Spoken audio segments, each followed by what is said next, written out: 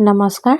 আজি কি কৰিম জানেনে? বহুত দিনৰ মূৰৰ পৰাই দেৱলতা বাইদেউৰ ভিডিঅ' চাই আছিলোঁ। ভিডিঅ' চাওঁতে তেওঁৰ নিচিনা বইল খাবলৈ খুব মন গ'ল। তাকে ভাবিলোঁ আজি তেওঁৰ নিচিনা বনাবলৈ চেষ্টা কৰোঁচোন। কেনেকুৱা লাগেনো খাই, ভাল লাগে নে বেয়া লাগে গম নাপাওঁ আৰু।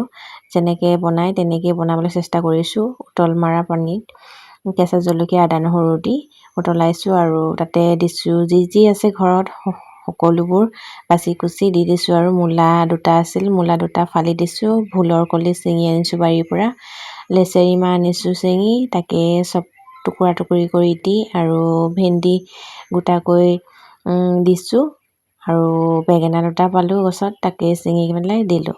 আৰু বইল খোৱা মানুহ আমাৰ ঘৰত খুব কম, মা আৰু মইহে খাওঁ। আৰু বইল খাই মা আৰু মই খুব ভালেই পাওঁ, কোনো নাখায় বাৰু। আৰু এয়া হৈছে বুট আৰু তিলৰ চাটনি বনালোঁ।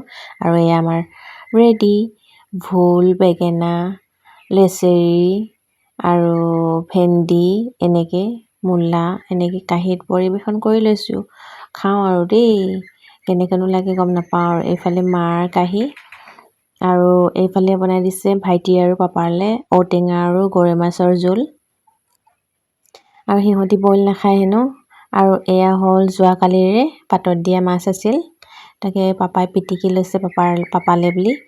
আৰু আমি খাম এয়া বইল। মোৰ ভিডিঅ'টো ইমানতেই, ধন্যবাদ। ভাল লাগিলে কমেণ্ট কৰিব, ছাবস্ক্ৰাইব কৰিব।